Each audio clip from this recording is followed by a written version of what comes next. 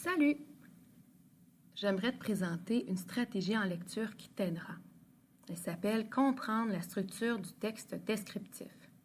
C'est quoi un texte descriptif? Eh bien, c'est un texte courant où on parle d'un seul sujet en particulier. Dans ce texte-là, on retrouve trois parties. L'introduction, le développement où plusieurs aspects vont être décrits et finalement la conclusion.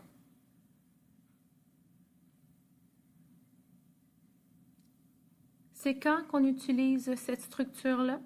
Lors d'une lecture d'un texte descriptif ou bien quand tu dois écrire un texte descriptif?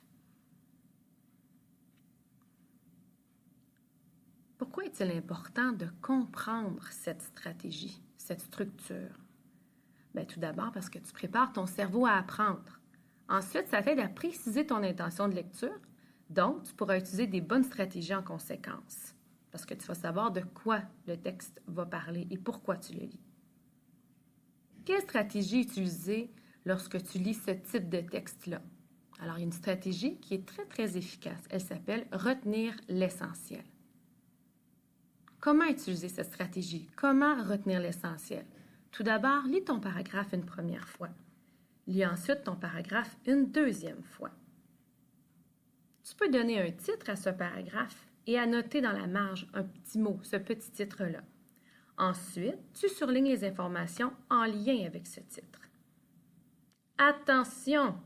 N'oublie pas que trop surligner, ce n'est pas une bonne stratégie. Surligner t'aide à retenir l'information, à aller chercher des mots-clés.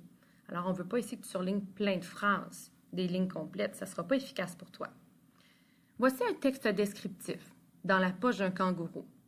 Je regarde le premier sous-titre, la poche ventrale de la maman kangourou. Chez les marsupiaux, la femelle porte ses petits dans une poche ventrale. C'est le cas des koalas, possums, wallabies, kangourous, chats marsupiaux et diables de Tasmanie. Cette poche intrigante est appelée marsupium.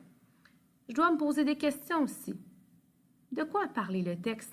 C'était quoi l'essentiel de mon paragraphe? Alors, quand je me pose ces questions-là, je peux dire, OK, je pourrais donner le petit titre « poche ventrale ».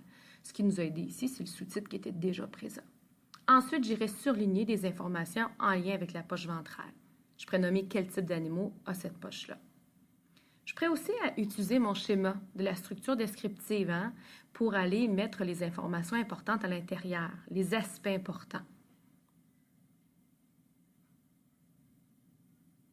Alors, voici, c'était ma nouvelle stratégie de comprendre la structure du texte descriptif. J'espère que tu l'utiliseras et qu'elle te sera bien efficace. Bonne chance!